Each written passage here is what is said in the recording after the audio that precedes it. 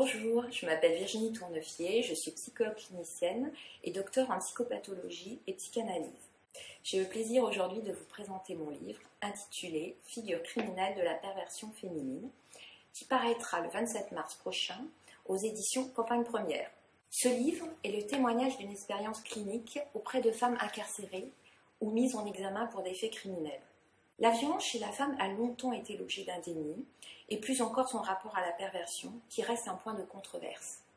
S'il existe une prévalence du crime du côté des hommes, on peut se demander ce qui conduit une femme à avoir recours à des passages à l'acte criminel et violents.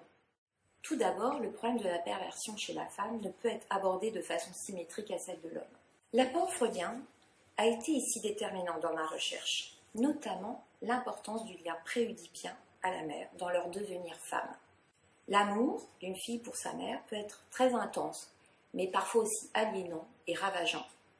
S'il y a nécessité pour la fille d'en passer par des mouvements d'hostilité pour se détacher de cette figure maternelle, qu'en est-il pour celles qui ne peuvent ni mobiliser, ni exprimer d'affect de haine?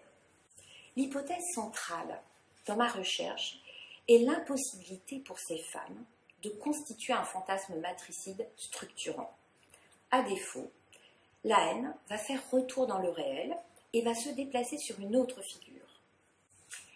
Elles ont alors recours à des conduites perverses dans leur passage à l'acte criminel, notamment par exemple dans des violences sexuelles ou encore dans le meurtre d'un enfant.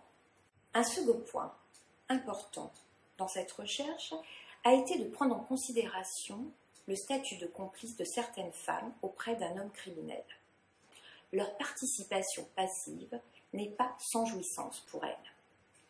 Un autre constat central dans ma recherche fut celui de la question de la haine dans la perversion. La haine de l'autre, de son altérité, de sa différence. La haine au féminin et la haine du féminin.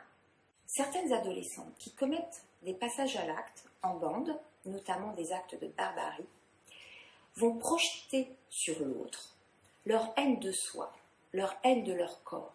Cette attaque du féminin est à la fois une projection, mais aussi une solution inconsciente pour se dégager de cette menace et de cette angoisse du féminin.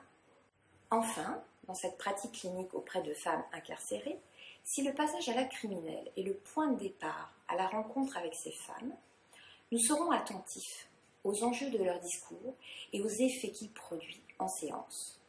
N'oublions pas que la perversion est également affaire de parole. Elle ne se réduit pas seulement à des comportements. Cela implique pour le clinicien de pouvoir traverser, supporter et d'élaborer ces affects destructeurs, au risque sinon d'en être lui-même atteint. Ainsi, à l'appui de ces observations cliniques et de références théoriques, je vous propose d'ouvrir de nouvelles voies de réflexion sur la perversion féminine.